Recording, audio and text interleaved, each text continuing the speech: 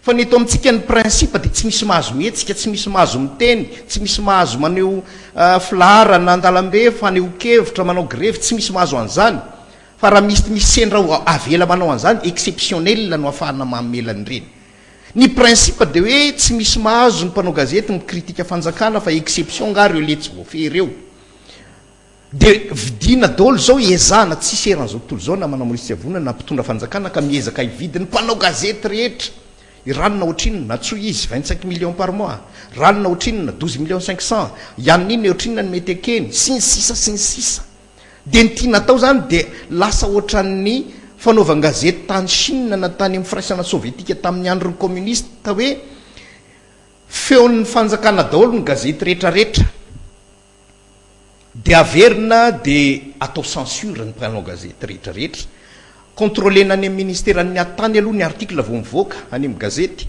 Raha vao misy hoe tsy mety dia asoroty fa faoty na le gazety mihitsy tsy mahazo mivoaka. Zany ny tiana averina eto Madagasikara amin'izao fotoana izao. Contrôlen'ny fanjakana zany ny zavatra azo ny vahoaka fantarina sy ny tsy azo ny vahoaka fantarina. Adin'ny fanjakana io na mana Maurice Avona fa izao 2016 anie izao hoe fa tsy 1916 akory na 1926 na 1936 akory 2016 zao.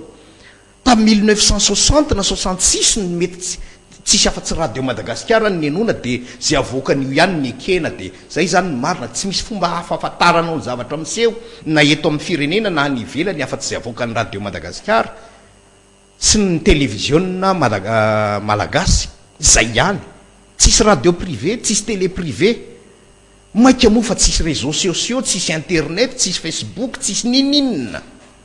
Ka tsy mahagaga raha azo ny fitapitana ny olona tany amin'ny 50 na 90 taona lasa. Fa adin'le fanjakana ankehitriny fa amin'izao fotoana izao nge ka ny telefônina eny ampelantanany tsirairay ao anatin'ny ray segondra dia afatarany tsirairay ny zavatra miseho eran'izao tontolo izao. Nininina tsy miandro hoe mivaovao rariva fa dia milalao telefôninao anao dia ny amohanao amin'ny telefônina nga no ela be. Fa vao misokatra iny dia fantatrao fa zao ny tranga any États-Unis, zao ny tranga any ananina, zao ny hira vaovao, zao ny fihetsiky artista zao nataon'ny François Hollande sy ny sisa. Dia zany ve ny fahafantarany vahoaka eran'izao tontolo izao ny vaovao dia mbola eritreretina hoe aleo fehezina ny vaovao ampahafantarina ny vahoaka malagasy, aleo fehezina ny fampahalalam-baovao malagasy. Fa zay ataontsika ihany no ara-dalàna.